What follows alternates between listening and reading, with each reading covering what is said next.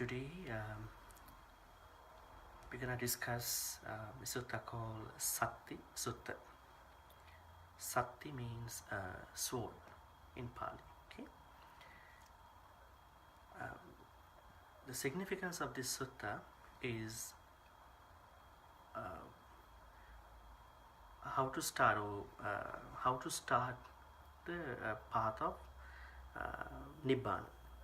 Now we know a lot of loose concept, Eightfold Noble Path. There are different concepts in the Buddhist teachings, right? Sometimes we are really confused how to start the path of Nibbana. Now in this sutta, there's a clear answer about that thing, because one deva, the deity, asks a question, not a question, I guess it's something that he or she thinks, and then Buddha answers. Let me read the Pali stanza, which the deva said. Sattyaviya omatto daihamanova mattake Kāmarāga pahanaya sato bhikkhu paribhajeti. So it's about the life of monastics, right? Now the English meaning translation goes this way: as if smitten by a sword, as if his or her head were on fire, a bhikkhu, say gender friendly, a bhikkhuni as well, should wander mindfully to abandon sensual lust. So now Deva suggests Kāmarāga is something that the monastic should be really concerned about, the path of Nibbana. And then the Buddha says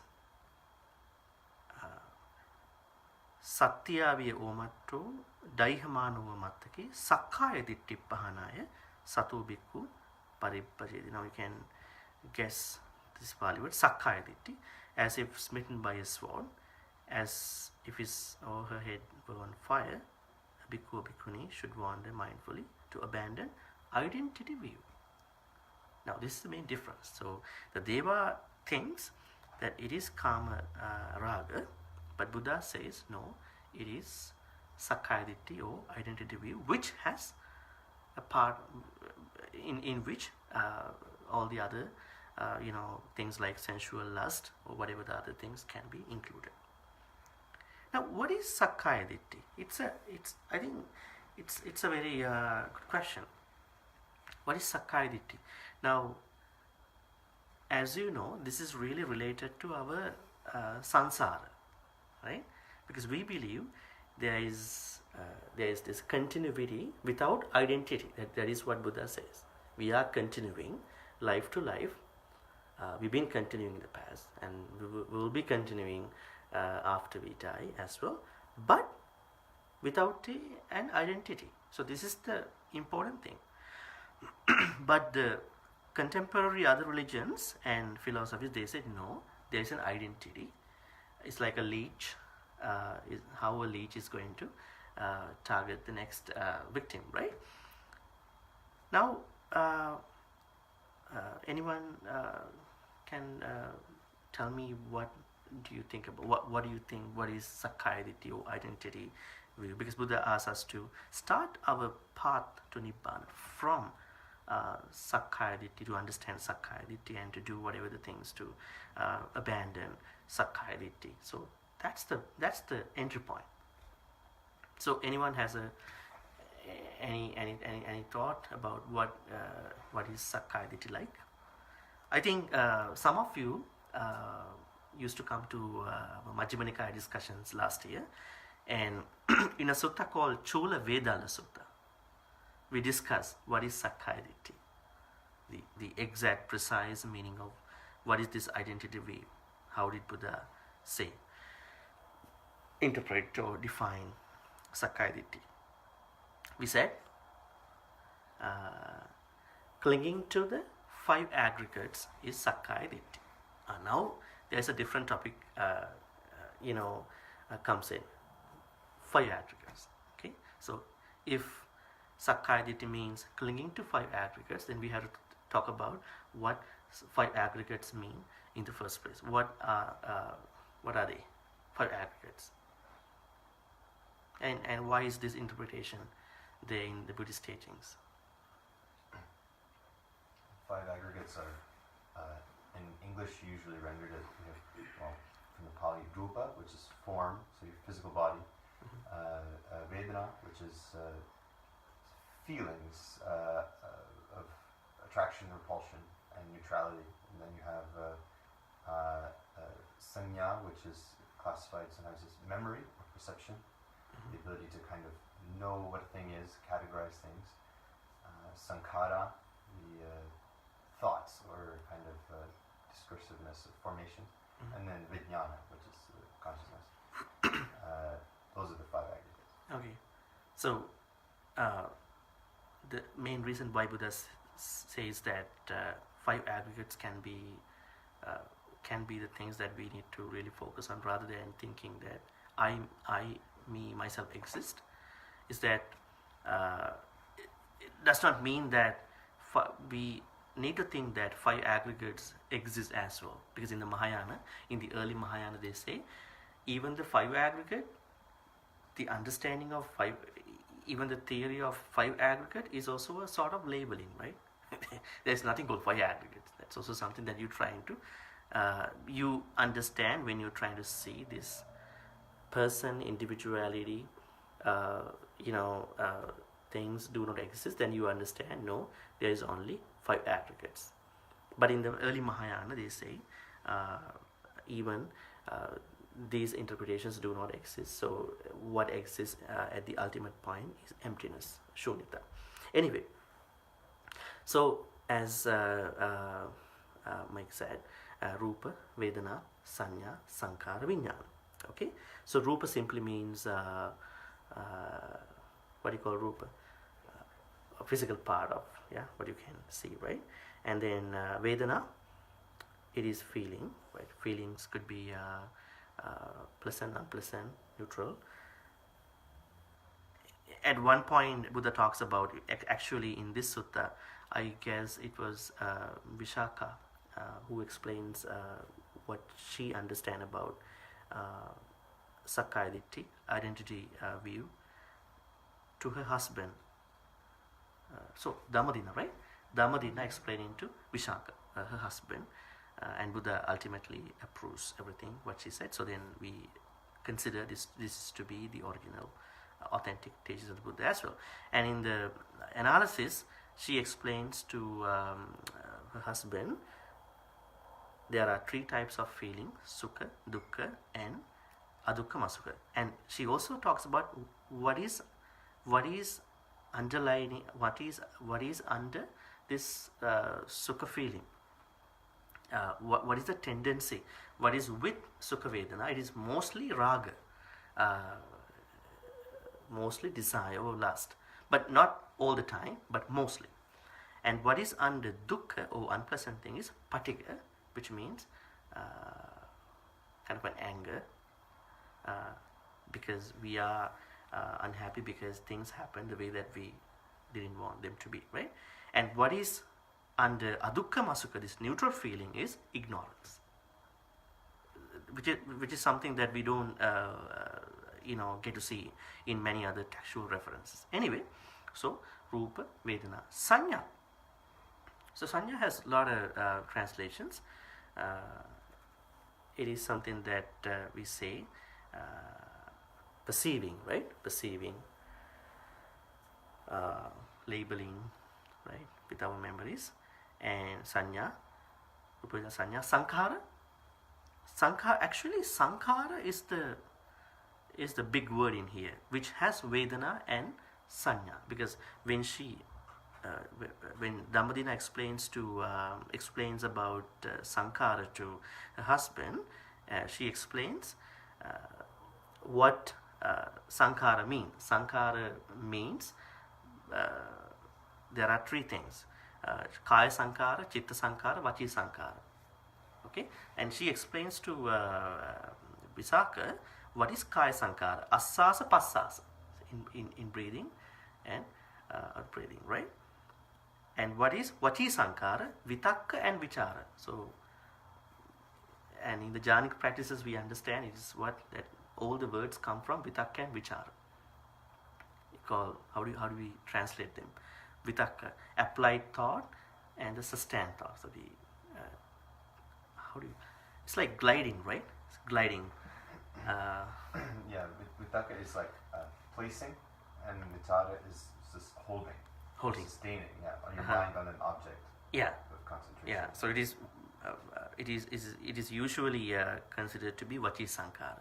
So Kaya means Asasa Pasasa in breaths and out breaths, and Vachi Sankara means Vitakka and Vichara in this analysis. And then Chitta Sankara means Sanya and Vedana. Now we understand Sankara is the big word in here. So that is why I understand in the Dhammapada, in the first stanza, you find a word called Dhamma. That is not Dhamma that we know actually in our normal understanding. Mano Pubbangama Dhamma, right? So now what is that Dhamma? What is that Dhamma? Dhamma has a lot of meanings, multiple meanings, I guess. There's a PhD done by a scholar, John Ross Carter. Multiple meanings of Dhamma. That Dhamma means experiences. So when you say you have an experience, that means you have Sankara, mental imprints. If you further investigate what is that experience like, it has all the Sanyas and Vedanas. So when you say Dhamma in that context, that means experience, which you call Sankara, but inside of Sankara, it has Sanya and Vedana, which you call perceptions and all and those feelings which came up because of those Sanyas. Sanyas and Vijnana. Vijnana is also a very big concept. Now we find this term in the Theravada textual references as well, and the Mahayana references as well. Now, do you remember the Yogacara philosophy? It's one of the philosophies of Buddhism. They talk about Vijnana to be a big concept. They talk about how many Vijnanas do they talk about? Consciousness types. They talk about eight, right? Yeah. So the first 6 basic consciousness types: Chakku, Sota, Gana, Jivha, Kaya, Mana, right? And then they talk about Anumiti Vijnana, and then they talk about, I think they talk about Anumiti Vijnana and then Ali Vijnana. Oh, yeah, it's 8.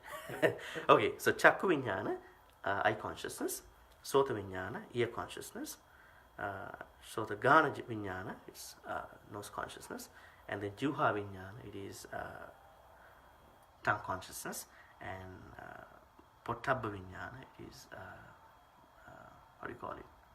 Not Pottabha Vijnana, Kaya Vijnana. Kaya Vijnana, body consciousness; and then Mano Vijnana is mind consciousness; and then Anumiti Vijnana, consciousness of inference, like because you infer things, guess things based on your past experience about people, everything, right? Phenomena. The last one is called Ale Vijnana, which you call the base consciousness.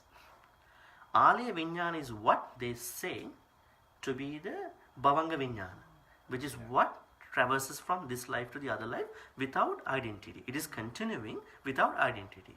Since it is existing, continuing without identity, you can say one person exists in the next lives as well. They also say all these vijnana, all the first 7 vijnanas arise, exist and perish away inside the Ale Vijnana, which they call the base consciousness. Because Ale means store consciousness. Store consciousness. So you can say that all these phenomena are stored in it. Yeah. Stored, yeah. All the Sankaras and all these Vijnanas. So anyway, so it's a very big concept in the Buddhist teachings, both in the Theravadic and Mahayanic, references. So anyway, now you know what the 5 aggregates are. Now, if there's any clinging, which you call upadana, the Pali word is upadana. If you cling to rupa aggregate, if you cling to Vedana aggregate. If you cling to Sanya, Sankara, Vijnana, and that is called Sakkāya Ditthi, which is not that we're supposed to do in our life. How do people, construct this Sakkāya Ditthi with these 5 aggregates? I will take one example, as in the Chula-Vedana Sutta. Now, let's take the first one. How does someone cling to the Rupa, which you call the first aggregate? Rupam attanu samanupassati. Rupa, he takes Rupa as self. So that's the first way of taking Sakkāya Ditthi with regard to the first aggregate. Or Rupa vantangva attana, self as possessed of Rupa. Now self means you, right, or I. Third way, attaniva Rupa, Rupa as in self, and Rupasmingva attana, self as in Rupa. So it's like taking Rupa and self differently at different times and differently, right? So are the other aggregates. Let's take Vedana. Vedana attano samanupassati. Vedana as self. Now people think, okay, I have a pain in my knee, and I take, it is my pain. It is not my pain. It is the body's pain, right? But I am making the connection between this self and that physical part, right? What about if we take the second aggregate, in this methodology, how people take it? Vedanang va attana, self as possessed of feelings, right? So in this way, like when people are too much into identity, view, they don't, deconstruct aggregates and their selves, right? So they're always constructing that thing, right? That's why they are coming up with Sakkāya Ditthi, which is the biggest problem in all our lives at different levels. Okay. Now, what did Buddha say to practice to overcome Sakkāya Ditthi? Eightfold Noble Path. That is what we need to do. We don't need to perceive this way. Rupa as self, or Sanya as self, or Vijnana as self, or self as possessed of Vijnana, Sanya, whatever, or Rupa Vedana Sanya Sankara Vijnana as in self, or Rupa Vedana, so self as in Rupa Vedana Sanya Sankara. We are not supposed to take that way. At the same time, our practice is to cultivate Eightfold Noble Path. Now, when we talk about Eightfold Noble Path, there are things that people don't hardly look at. Okay, what are the parts of components of Eightfold Noble Path? There are 8 components, right? What are they? Samadhi, Sama Sankappa, Sama Vacha, Sama Kammanta, Sama Ajiva, Sama Vayama, Sama Sati, Sama Sama. This is what we call the Eightfold Noble Path. But in the suttas, we see that Buddha, Buddha actually categorizes these 8 components into 3 main, layers, which we call Sila, Samadhi, and Prajna. Now, Samma Ditthi and Samma Sankappa. Samma Ditthi means right view and then right intention. They are the components of wisdom, Buddhist wisdom. Because if you don't have that right view, if you don't come up with right thoughts, then we can see that you are having Buddhist wisdom.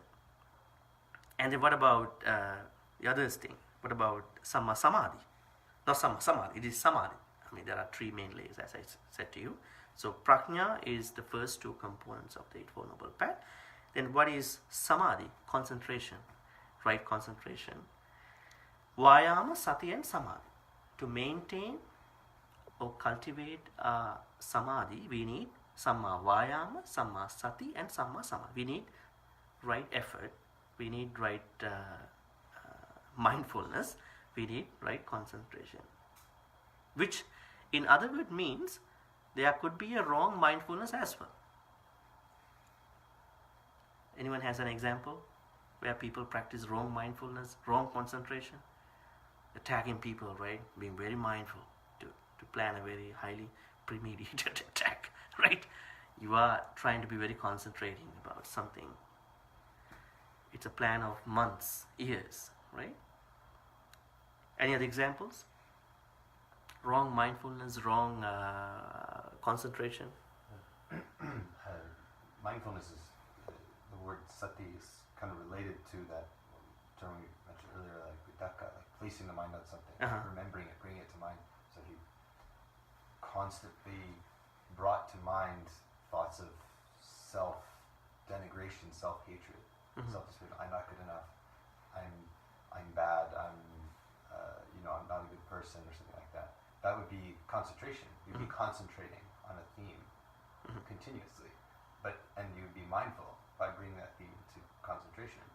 But you wouldn't be good because you wouldn't be developing wholesome mind states. True. And in the Chula Vedala Sutta, which is not the sutta that we talk about today, but we have to talk about Chula Vedala to understand what these words mean. Now, Dhammadina says, Samadhi in the suttas mean kusala chittassa ekaggata. If there's any concentration when somebody is practicing kusalas, that is called Samadhi. Now someone can say, I am listening to radio or whatever the music, that I can do my stuff, even I am listening to radio. But that is not Samadhi. That could be something else. But Samadhi means if you feel that your mind is getting concentrated when you are focused on the wholesome moral skill, thoughts or activities. So that is called Samadhi. The opposite couldn't be Samadhi, in this context. So anyway, the second layer called Samadhi means Samma Vayama, Samma Sati, Samma Samadhi. You know the other rest of the components, which are called Sila. Sila is also a big concept.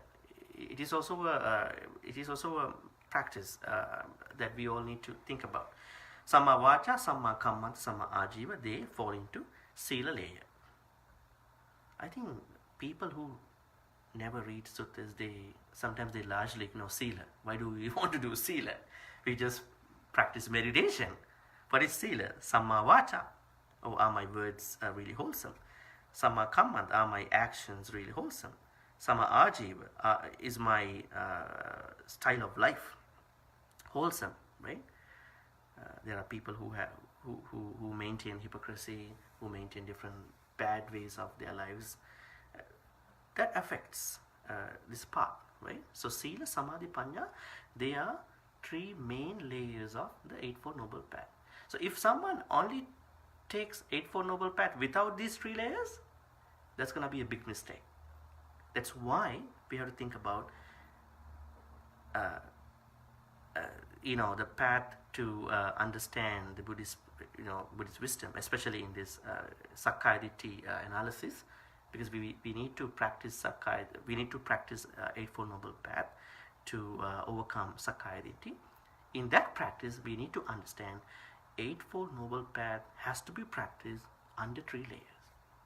If you don't understand that, if you take these 8 components loosely, I don't think that can work.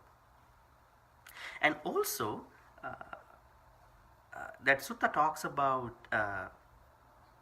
other things, like, how do you call them?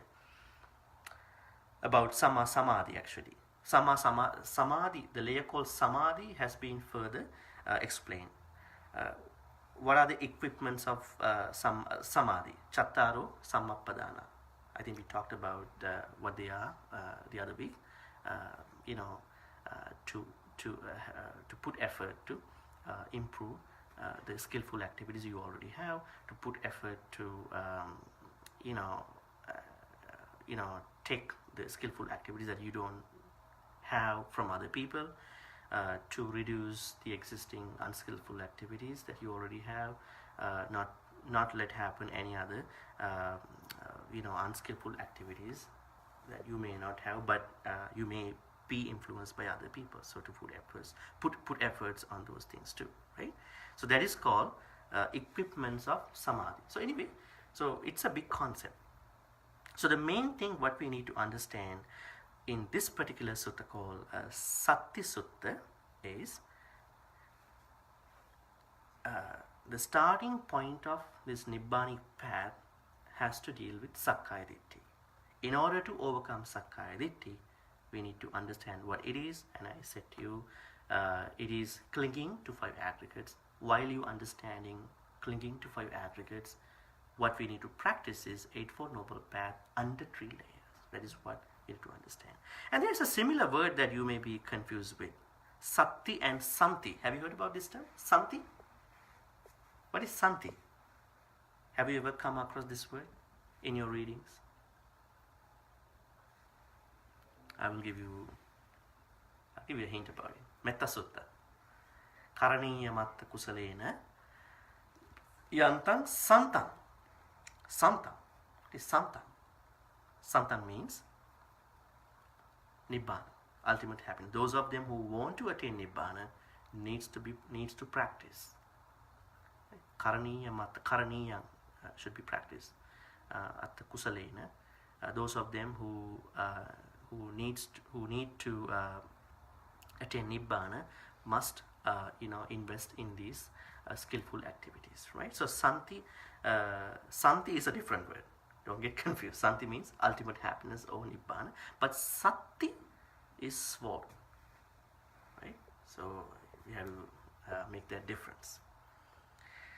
Okay, so with regard to the Deva's presentation about what a monastic or whoever person need to start Nibbanic path, Buddha presents it is not sensual lust one needs to prioritize in the practice at the beginning, but the identity view, which you call Sakkāya Ditthi. Actually, this is the biggest problem in our life, because we are trying to make this connection between us and our body and our feelings, our mental imprints, consciousness, not even our bodily things, but also other things around us and beyond us. So if we can really focus on this particular identity view and how to overcome it with Eightfold Noble Path, I think there is this imminent peace, Santi.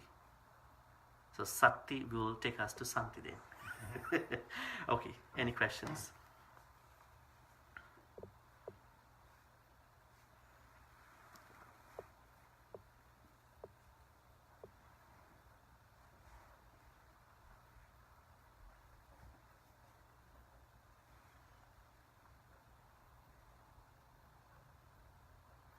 Looks like it's a very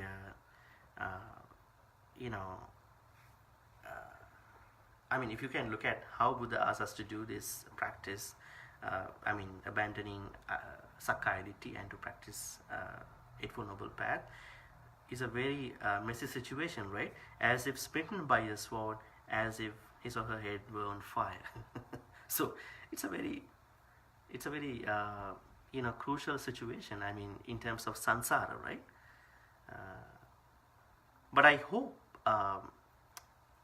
we need to understand the conventional truth and the ultimate truth, so we don't need to confuse these two, because basically it talks about a monk or a nun, but if you're really ready to understand Sakkāya Ditthi with Eightfold Noble Path over sensual lust, I think there is a way for everybody.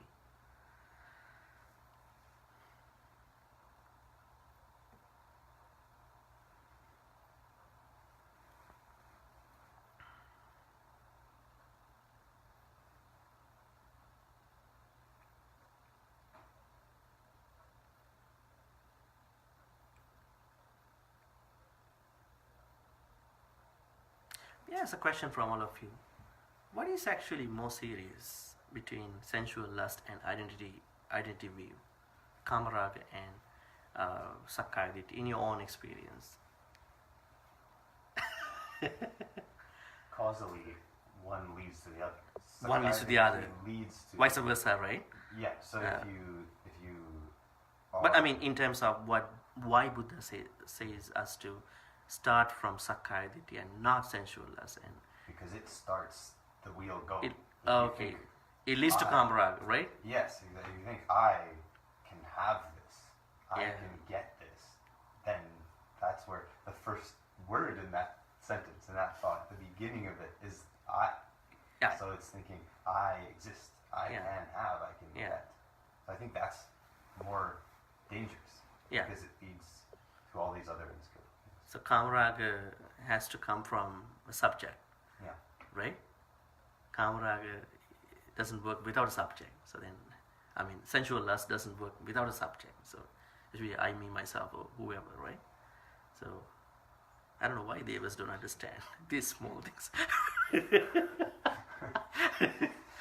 Maybe they are overindulging sensual pleasures in heavens, I think, you know. They never know what's going to happen after. When they die, we call it Chutta. They don't leave their bodies in heavens in Buddhism, right? Not like humans leaving their corpse, in the human world for somebody to bury. So devas are really overindulging their happiness, so they might not think these small tricky points, but anyway. Bhante, I have a question now.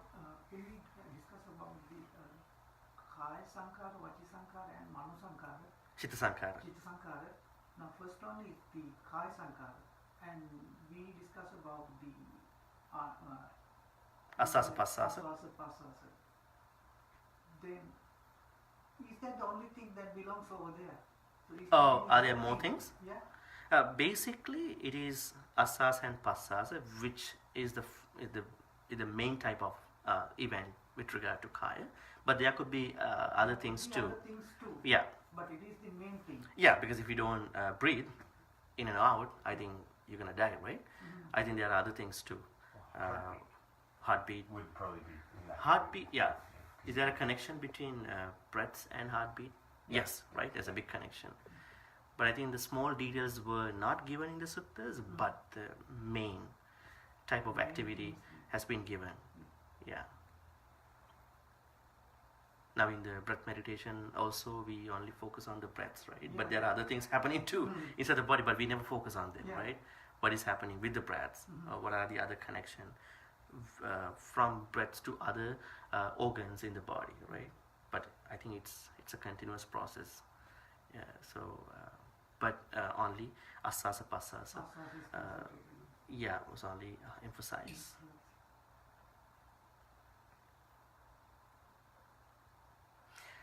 Okay, so there are no questions, so we can wrap this up. So we need to share all the good karmas, especially with the people who were killed brutally in Sri Lanka. People actually who were in the churches, wishing whoever's blessings, and then they were brutally killed. And then we are going to share all the good karmas with those departed people, and then going to bless all of them who were badly injured in those attacks as well. So let's share all these good karmas with all the departed relatives, including those individuals who were killed. May all they be be shared. May all they share in all these good karmas, and may they be happy and peaceful. May they attain the supreme bliss of Nibbana. Sadhu, sadhu, sadhu. Idammi ñāti nang hotu sukhita hontu ñātayo. Idammi ñāti nang hotu sukhita hontu ñātayo. Idammi ñāti nang hotu sukhita hontu ñātayo. May all the good karmas be shared by all the deities, devas, brahmas. May the deities bless all of us, including people who are still recovering from their wounds, and with those things, and also all of us, monks, lay people, everybody, your family members, parents, everybody. May the deities or brahmas, all these heavenly beings, bless all of us for good health, long life, all the prosperity in our lives. May they be happy and peaceful. May they attain the supreme bliss of Nibbana. Sadhu, sadhu, sadhu. Ittavatacha amhehi sambhatam punya sampadam sabbe deva anumodantu sabba sampatti siddhya. Ittavatacha amhehi sambhatam punya sampadam sabbe bhuta anumodantu sabba sampatti siddhya. Ittavatacha amhehi sambhatam punya sampadam sabbe satta anumodantu sabba sampatti siddhya. Ākāsattā ca bummattā devā nāgā mahiddhikā puññantang anumoditva chirang rakkantu loka sāsanam. Ākāsattā ca bummattā devā nāgā mahiddhikā puññantang anumoditva chirang rakkantu desanam. Ākāsattā ca bummattā devā nāgā mahiddhikā puññantang anumoditva chirang rakkantu mang paranti. Finally, let's make a great wish. May all the good karmas we've been collecting so far help all of us to attain the supreme bliss of Nibbana. Sadhu, sadhu, sadhu. Now monks will be chanting few stanzas to bless all of you. Abhivadana silisse niccang vaddha pachayino chattaro dhamma vaddhanti ayuvanno sukhang balang ayurarogya sampatti sagga sampatti mevacha Ato nibbana sampatti iminate samijjatu. Sadhu, sadhu. Okay, let's bow down 3 times to Buddha as a blessing.